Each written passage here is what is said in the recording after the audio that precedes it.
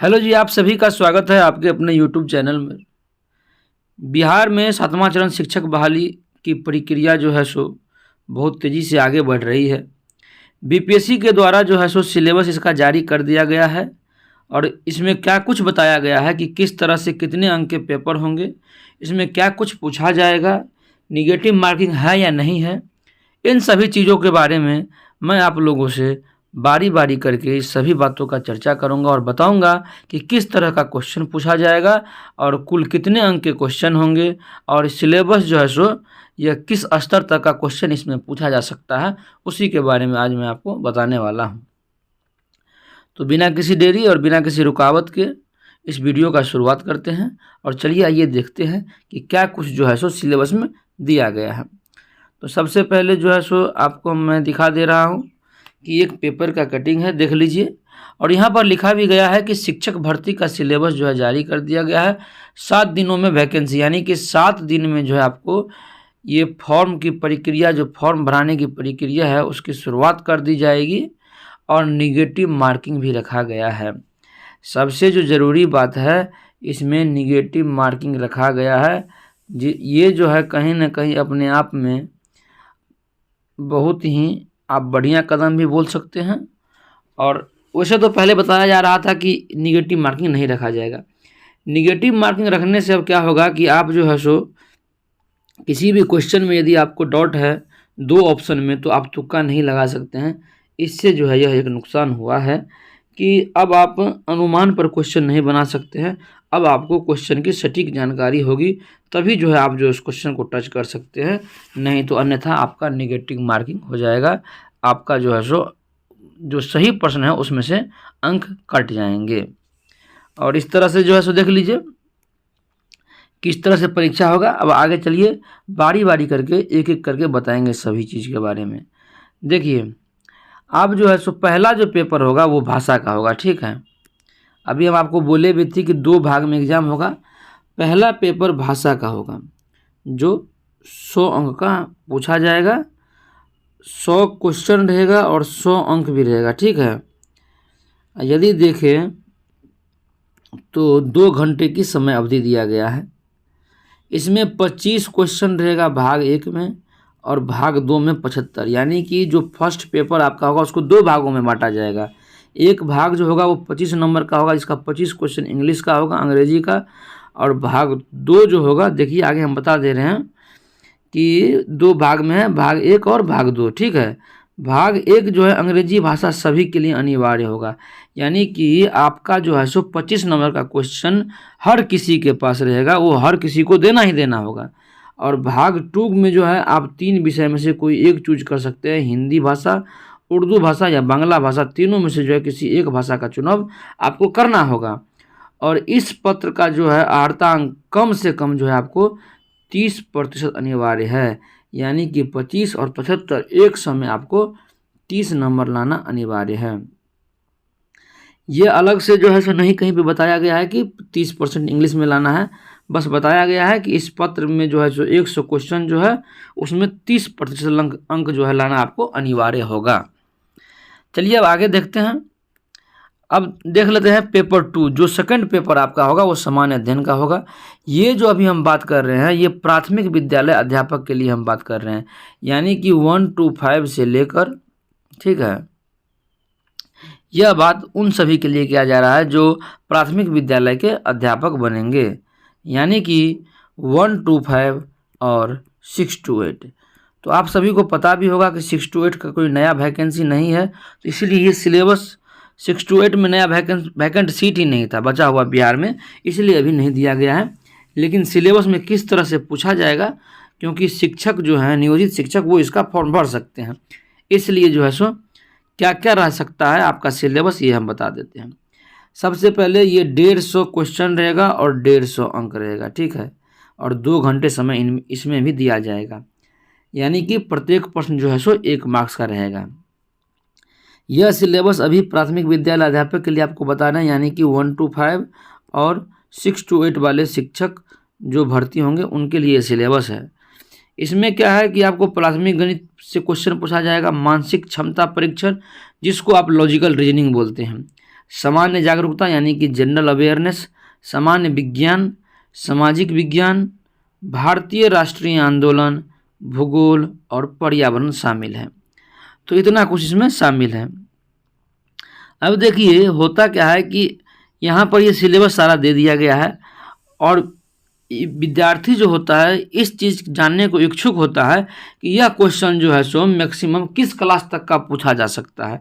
तो यहाँ पर देखिए आप स्पष्ट देखेंगे इस लाइन में जब आप बात करेंगे हम इसमें, तो देखिए लिखा हुआ है कि सामान्य अध्ययन का जो है, देखिए स्पष्ट लिखा हुआ है कि सामान्य अध्ययन पत्र के प्रश्न प्राथमिक विद्यालय के पाठ्यक्रम से संबंधित होंगे, लेकिन इसका जो है स्तर जो है उम्मीदवार के निर्धारित न्यूनतम अर्हता के आलोक में होगा। यानी कि यदि आप 1 to 5 और 6 to 8 के टीचर हैं प्राथमिक विद्यालय के, तो 1 to 5 में कहीं ना कहीं जो है सो 1 से लेकर जो है आपको 12वीं मिनिमम जो है आपका क्वालिफिकेशन 12वीं रहता है, तभी आप टीचर बन पाते हैं। तो आपका जो ये सारा क्वेश्चन रहेगा वो 12वीं क्लास तक का रहेगा यदि इस हिसाब से देखें तो, और 6 to 8 का देखें तो इसका ग्रेजुएशन तक रहेगा। ठीक है, ये जो है सो ग्रेजुएशन तक रहता है। तो एक हिसाब से मेरे हिसाब से इसमें ग्रेजुएशन इसीलिए नहीं देगा 6 to 8 में, इसमें 12th तक ही रखना चाहिए, क्योंकि 1 to 5 और 6 to 8 का जो है सो सिलेबस लगभग सामान्य रहेगा, क्योंकि ये जो है सो प्राथमिक विद्यालय के अंतर्गत आता है। इसलिए दोनों में 1 से 12 तक का आपको जो है सो पढ़ना ही पढ़ना होगा, चाहे वो सामान्य विज्ञान हो, चाहे वो उसका सामाजिक विज्ञान हो या पर्यावरण। इसमें आपको बिहार और भारत दोनों का पढ़ना होगा। CDP का कहीं पे कोई चर्चा नहीं है, चाइल्ड पेडागोगी नहीं पूछा जाएगा, उसका कहीं पे कोई चर्चा नहीं है। तो यदि इस तरह से देखें तो कुल जो है सो 250 अंकों का पेपर होगा, जिसमें 100 नंबर जो है आपको प्रथम पेपर होगा और 150 नंबर का सेकंड पेपर होगा। अब देखिए यहाँ पर कोई स्पष्ट नहीं लिखा हुआ है, लेकिन मैं फिलहाल आपको अपने जानकारी के अनुसार से बता दे रहा हूँ कि ये 100 नंबर पे जो है सो आपका मेरिट या कट ऑफ डिसाइड नहीं होगा, क्योंकि ये 100 नंबर में 30 नंबर लाइएगा, आप इसमें क्वालिफाई कर जाइएगा, तब जो है आपका ये 150 वाला OMR जो है वो चेक होगा। यदि इसमें 30 से कम मार्क्स आ गया तो आपका ये सेकंड वाला जो है सो चेक नहीं होगा। ठीक है, यही नियम है। कई ये बिहार SSC का एग्जाम दीजिएगा उसमें भी ये नियम है, सब कुछ में ऐसा नियम है। इसीलिए इस अनुमान पे मैं ये बता सकता हूँ कि इसमें भी यह नियम रहेगा। आप 30% इसमें 30 नंबर लाएंगे तो आपका जो 150 का जो एग्ज़ाम देंगे तब उसमें जाकर आप जो है उसका आपका क्वेश्चन चेक होगा। यदि इसमें 30 से कम नंबर आ गया तो आप जो है एग्ज़ाम नहीं दे सकते हैं, इसका आपका चेक ही नहीं होगा, ये पेपर 150 वाला चेक ही नहीं होगा। आगे बताएंगे कि मिनिमम क्वालिफाइंग मार्क्स जो है सो क्या रखा गया है सामान्य अध्ययन के लिए। तो यह सिलेबस जो है सो ये प्राथमिक विद्यालय के टीचर के लिए था जो शिक्षक बनने के योग्य होंगे। 1 to 5 और 6 to 8 का ये सिलेबस था, और आपको बता भी दिए हैं कि 12वीं तक जो है 12वीं क्लास तक आपका क्वेश्चन पूछा जाएगा, जो भी 12वीं तक का सिलेबस रहेगा उससे पूछा जाएगा, क्योंकि जिस स्तर पर आपकी बहाली हुई है सिलेबस उसी स्तर का होगा आपका। चलिए अब आगे देखते हैं। देखिए आगे है माध्यमिक विद्यालय यानी कि 9th और 10th के लिए, 9 to 10th यानी 9वां 10वां के लिए। इसमें भी ठीक उसी प्रकार है, 100 नंबर का आपका जो है सो एक पेपर पूछा जाएगा। ठीक है, वो पीछे मैंने बता दिया, वो सभी के लिए अनिवार्य है, चाहे माध्यमिक हो या उच्च माध्यमिक हो, 100 नंबर के पूछे जाएंगे क्वेश्चन उससे। और आपका जो है सो यहाँ पर जब पेपर 2 होगा वो 150 क्वेश्चन रहेगा इसमें, और ये भी जो है सो आपका 150 अंक का रहेगा। ठीक है, जो इसमें क्या है इसको भी 2 भागों में बांट दिया गया है। जब आप माध्यमिक स्तर पर आएंगे इसको 2 भागों में बांट दिया गया है, विषय और सामान्य अध्ययन। यहाँ पर विषय से संबंध है कि आपको आपका बहाली जो जिस विषय में हुआ है उससे जो है सो 100 अंक का क्वेश्चन पूछा जाएगा, और सामान्य अध्ययन से जो है सो 50 क्वेश्चन पूछा जाएगा। तो आपके लिए 150 क्वेश्चन 150 अंक रहेंगे। तो देखिए यहाँ पर लिखा भी है कि भाग 1 विषय पत्र हैं। ठीक है, जिस विषय से आप जो है सो जिस विषय के आप शिक्षक होंगे 9th 10th में, उस विषय से भाग 1 में पूछे जाएंगे। और उम्मीदवारों द्वारा देखिए लिखा हुआ है कि उम्मीदवारों द्वारा जो है सो इन पत्रों में किसी एक पत्र का चुनाव किया जाना है। अब पत्र कौन कौन है देखिए, अगर आप टीचर होंगे माध्यमिक विद्यालय के, तो आप हिंदी के होंगे या बांग्ला के, उर्दू, मैथिली, संस्कृत, भोजपुरी, अरबी, फारसी, अंग्रेजी, विज्ञान, गणित एवं सामाजिक विज्ञान। इस तरह से आप किसी भी चीज़ में आप बहाल हुए होंगे तो या होने वाले होंगे, आप ऑनर्स किए होंगे जिस चीज़ से, आप उसमें अप्लाई कर सकते हैं। जो शिक्षक होंगे वो किसी न किसी में जो है सो बहाल हुए होंगे पहले से नियोजित टीचर, तो उनको जो है अपना एक चूज कर लेना है कि वो कौन चीज़ का जो है शिक्षक है। और जो आप ग्रेजुएशन से आप ऑनर्स रखे हुए हैं तो आप जो है सो ये सोच के चलिए कि मान लीजिए कोई विद्यार्थी गणित उसका ग्रेजुएशन में है, तो वो गणित जो है सो अपना फिल करेगा और उसका गणित से जो है सो जब पेपर होगा, तो जब सेकेंड पेपर होगा तो उसमें 100 अंक जो है सो वो गणित से ही पूछा जाएगा। ठीक है। और विषय देखिए यहाँ पर फिर से हम दोहरा दे रहे हैं कि विषय पत्र माध्यमिक, ठीक है, विद्यालयों के विषय के पाठ्यक्रम संबंधित होंगे, लेकिन इसका स्तर उम्मीदवार हेतु न्यूनतम अर्हता के आलोक में होंगे। यानी कि यदि ग्रेजुएशन आप तो अगर 9th-10th में गए हैं तो आपका ग्रेजुएशन होना ही चाहिए, STET आप पास होना ही चाहिए, तब जाकर आप 9th-10th में आपका जो है सो बहाली होगा। तो आपका जो क्वेश्चन पूछा जाएगा, यानी कि मैथ से यदि आप अप्लाई किए हैं तो आपका जो है सो सिलेबस जो रहेगा वो कम से कम आपका रहेगा कहाँ तक, तो न्यूनतम, जो भी न्यूनतम रहेगा आपका ग्रेजुएशन तक का मैथ पूछा जाएगा। ये नहीं है कि यदि आप 9th-10th को पढ़ा रहे हैं तो आपको सिर्फ 9th-10th का ही मैथ पूछेगा, आपको ग्रेजुएशन तक का मैथ पूछेगा। ठीक है। और पेपर सेकंड में ही भाग दूसरा जो 50 नंबर का पूछा जाएगा उसमें क्या होगा कि समान अध्ययन के पत्र होंगे। और आप देखिए इसका जो है सो न्यूनतम अर्हतांक हम बार बार बता दे रहे हैं कि वही होगा जो आप मिनिमम क्वालिफिकेशन, जो आपकी बहाली के लिए प्रक्रिया के लिए जो मिनिमम क्वालिफिकेशन मांगा गया है कि कम से कम इतना जो है सो मिनिमम क्वालिफिकेशन रहना चाहिए, तभी आप इसका फॉर्म भर सकते हैं। तो आपका सिलेबस भी उतना तक ही जाएगा। यदि कोई बहाली 12वीं पर होगी तो उसका सिलेबस 12वीं तक ही पूछा जाएगा, यदि कोई ग्रेजुएशन पर होगा तो उसका ग्रेजुएशन तक पूछा जाएगा, यदि कोई मास्टर डिग्री पर होगा तो उसका क्वेश्चन मास्टर डिग्री तक का पूछा जाएगा। चलिए अब आगे चलते हैं। आगे है आपका जो है सो क्या है आपका आगे का देख लें हम। यदि आगे की बात करें तो इसमें जो है सो आपको आगे में एक क्वेश्चन एक छूट गया है, वेट कीजिए कुछ देर, हम बता दे रहे हैं। अब से अंत में बात करें तो वो है आपका उच्च माध्यमिक विद्यालय के लिए, यानी कि 11वीं to 12वीं के लिए। ठीक है। अब इसके लिए है तो इसमें क्या है कि पेपर 1 पहले भी बता चुके हैं कि 100 अंक का जो है सो आपको पेपर 1 होगा, जिसमें 25 इंग्लिश होगा और 75 जो है हिंदी होगा। यह सभी के लिए अनिवार्य है, तो इसमें भी आपका 100 अंक पूछा जाएगा। उसके बाद 150 अंक का परीक्षा होगा, जिसमें भाग 1 और भाग 2 में बांटा जाएगा इसको। भाग 1 जो होगा आपका, यानी कि जिस विषय के आप शिक्षक हैं +2 स्कूल में, वहाँ पर जो है उस विषय से आपको 100 अंकों का क्वेश्चन पूछा जाएगा। और देखिए आपका 100 अंक जो है सो, यानी कि यदि जो योग्यता +2 के लिए मांगा जाता है उसके हिसाब से जो आपका क्वालिफिकेशन मांगा जाएगा कि इतना कम से कम यदि आप पास आउट हैं तो आप जो है सो इस पद के लिए योग्य हैं, तो उस हिसाब से आपके पास जो है सो 100 अंक का उस विषय से पूछा जाएगा।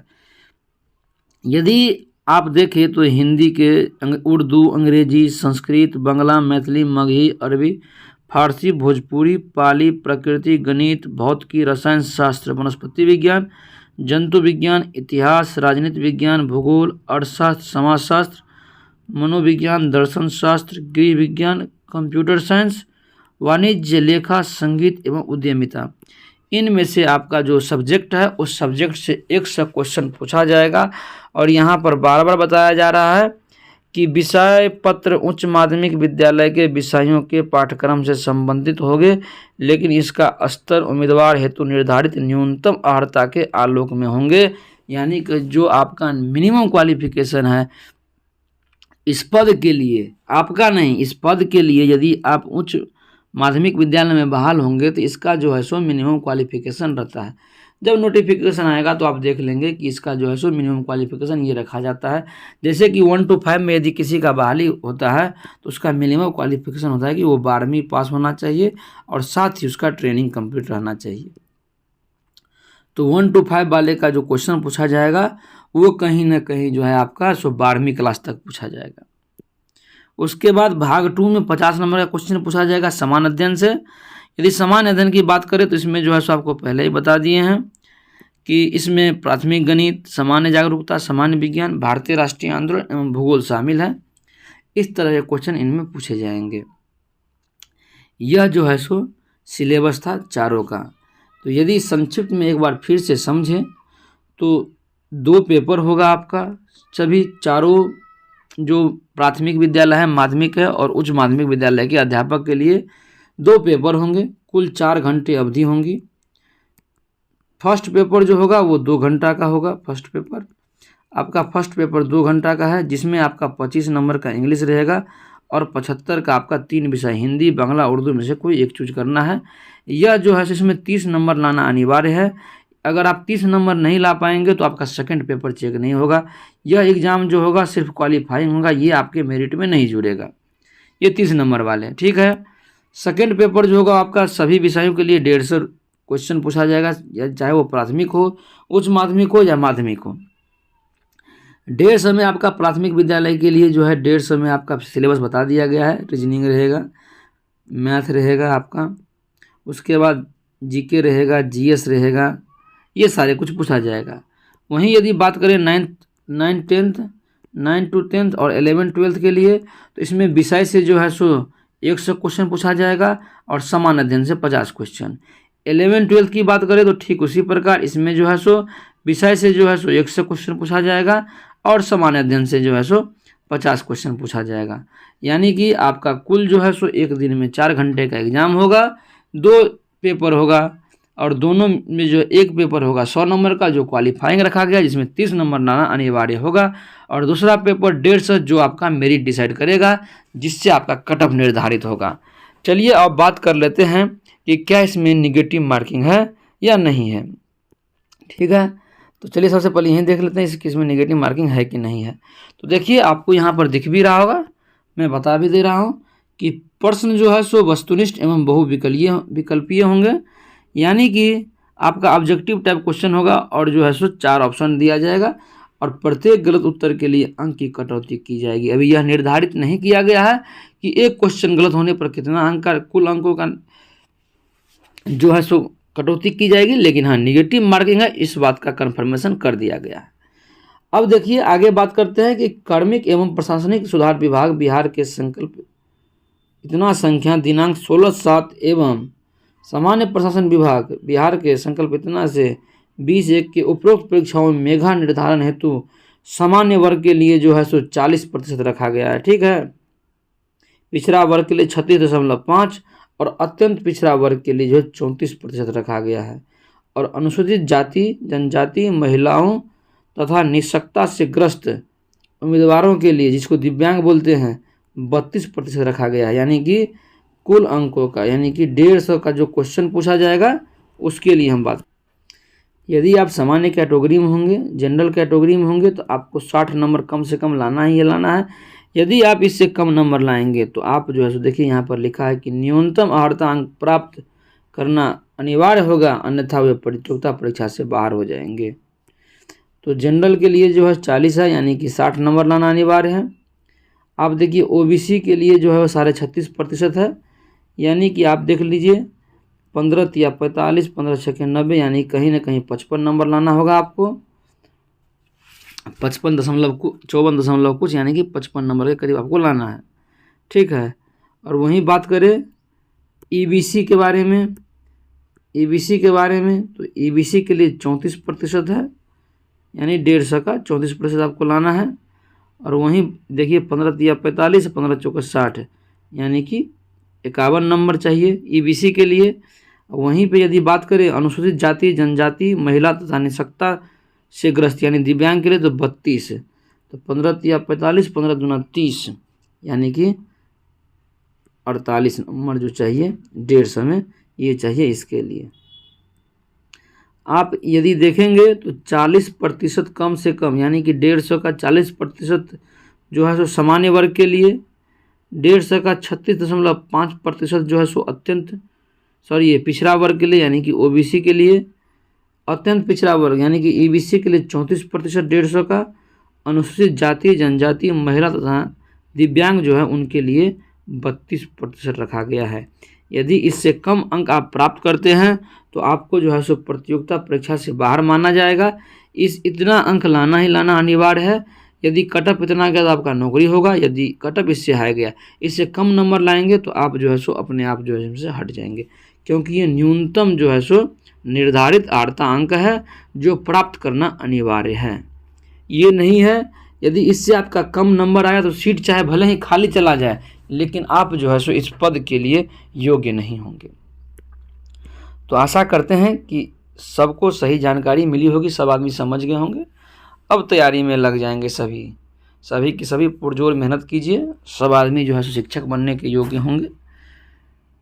अब इससे अब अंत में यही कहेंगे कि चैनल को जो है सो सब्सक्राइब कर लीजिएगा। वीडियो अच्छा लगा हो तो वीडियो को लाइक एंड शेयर कर दीजिए, और जिस तरह से सिलेबस दिया गया उसी तरह से जो है आपको हर एक टॉपिक पर प्रश्न पत्र उपलब्ध कराया जाएगा और सटीकता के साथ बताया जाएगा कि आपको कहीं पे कोई दिक्कत नहीं होगी। इसलिए आप यदि आगे भी हमारे चैनल से जुड़ा रहना चाहते हैं कि हम एग्ज़ाम में अच्छा प्रदर्शन करें तो हमारे चैनल को प्लीज़ सब्सक्राइब कर दीजिए, ताकि आपके पास वो महत्वपूर्ण वीडियो मिल सके जो एग्ज़ाम में जिससे प्रश्न पूछा जाएगा। जय हिंद, जय भारत।